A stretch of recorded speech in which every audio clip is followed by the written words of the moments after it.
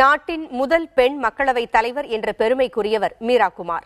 அவரை குடியரசுத் தலைவர் தேர்தலில் வேட்பாளராக முன்னிறுத்தியிருக்கின்றன எதிர்க்கட்சிகள்.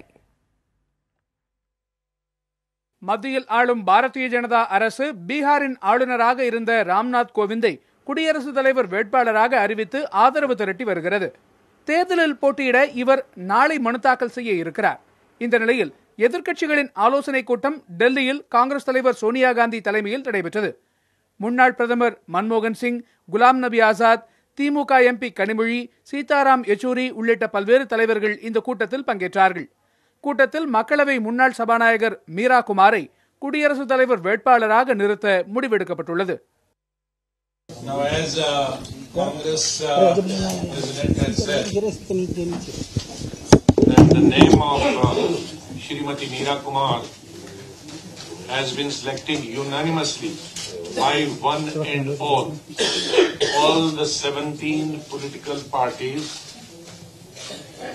who met here today in the afternoon and have unanimously proposed the name of Shri Meera Kumar ji for the forthcoming Rashtrapati election.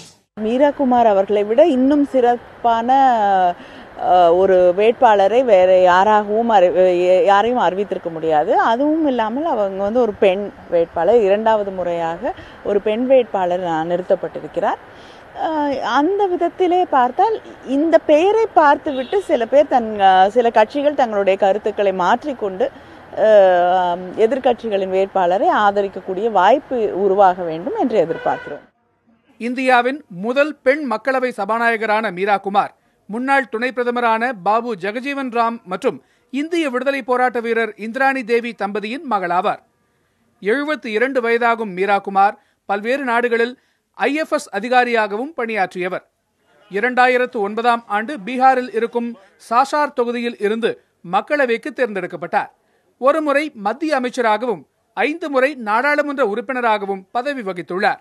Dalit ஒருவரை வேட்பாளராக முன்னிறுத்தி பாரதிய ஜனதா அரசு ஆதரவு கோரி வரும் நிலையில் தலித் சமூகத்தைச் சேர்ந்த பெண் வேட்பாளரை எதிர்க்கட்சிகள் முன்னிறுத்தியுள்ளன. புதிய தலைமுறைக்காக செய்தியாளர் குழு.